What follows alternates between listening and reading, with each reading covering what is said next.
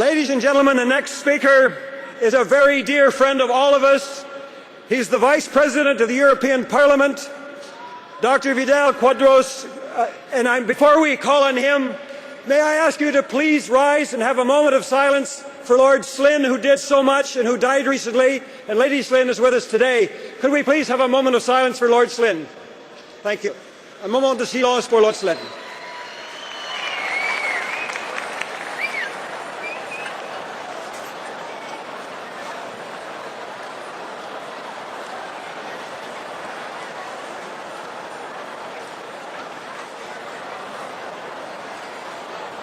Merci beaucoup. Thank you very much. Dr. Quadros, vous avez la parole, cher ami.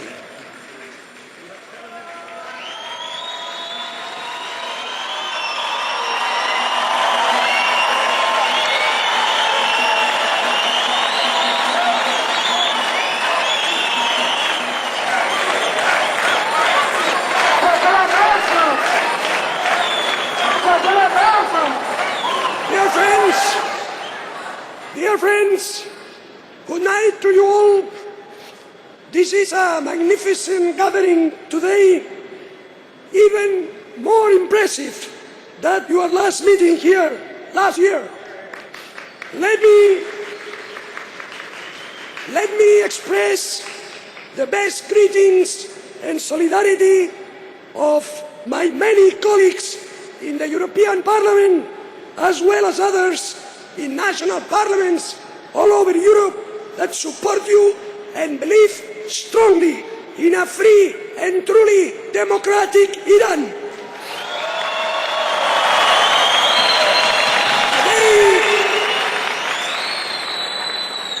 A very warm greeting also for the brave people in Ashraf City. And today, our full solidarity to the Iranian people who are resisting the dictatorship of the mullah after the electoral fraud. We feel indeed very close to the families who have lost their loved ones in these street demonstrations and in attacks to universities. The nationwide uprising and protests by the people of Iran clearly show that the Iranian resistance have had the best understanding of the political situation and events in Iran. It is now crystal clear that as long as the religious dictatorship is in power, there will never be a free election in Iran.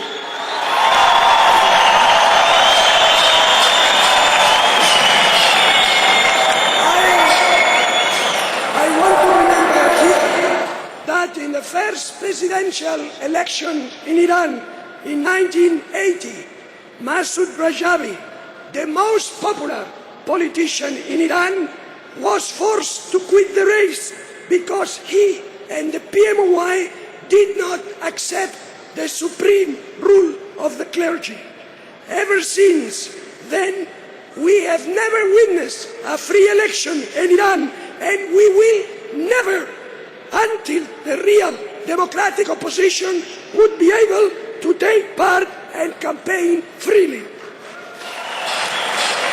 Many of us in the European Parliament and those in the International Committee in Search of Justice believe that for 30 years elections have been tools for this regime to strengthen his grip of power. Thus, we support the call by Mrs. Rajavi for a free election to be held under international supervision as the only way to ensure a fair outcome. These days, when I see the youths in Iran standing up to this brutal suppression, I can clearly see their moral attachment to the resistance of the PMOI and those in Ashraf City. When I was in Iraq last year, I felt that Ashraf is a real inspiration for resistance against tyranny.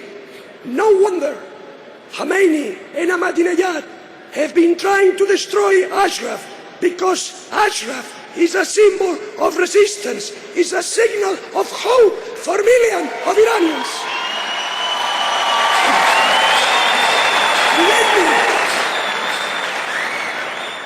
Let me address once more to my friends, to my brothers in Ashraf City. I salute you and I admire your amazing commitment. With your persistence and determination, you prevailed over the conspiracies and threats that the mullahs had imposed on you, and you spread the spirit of resistance and persistence all over Iran. I know that many hearts are beating for you in Iran, and indeed, every heart in this room is beating for Ashraf. We salute your determination and high morals that have been decisive in encouraging the people in Iran to resist against the dictatorship.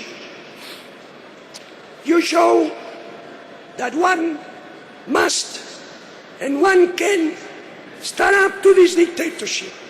I congratulate Massoud Rajavi for having brought up such a great generation in Ashraf and Iran.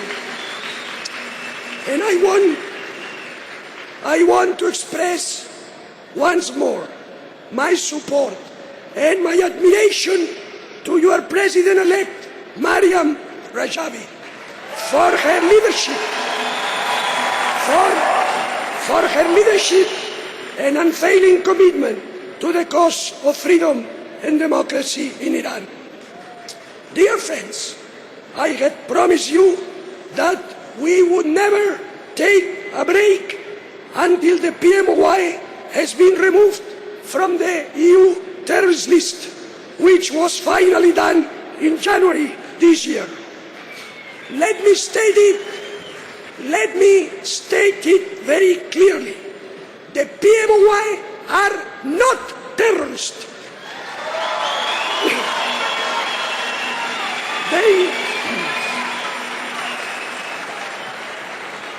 They are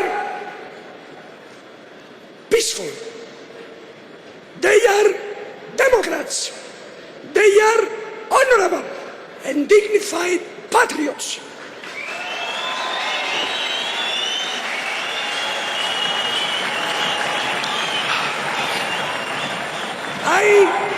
I have been in politics now for 20 years. I have been municipal councillor in my city, Barcelona. I have been member of the Catalan parliament in my region of origin, Catalonia. I have been senator in the Spanish Senate. And for the last 10 years, I have been member of the European Parliament, Vice President of the European Parliament, and I have been recently re-elected for a third time. And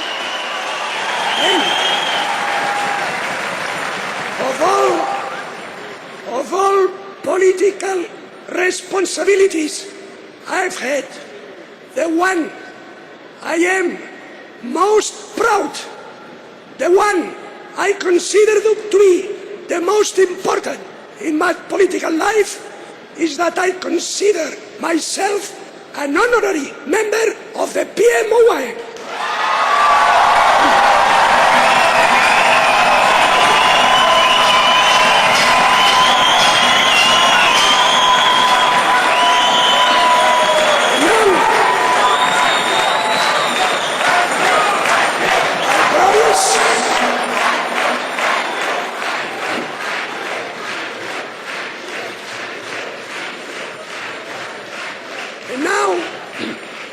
Let me finish saying that I promise to you that I and my colleagues in the European Parliament and in many national parliaments in Europe will remain on your side until democracy and freedom is fully established in Iran.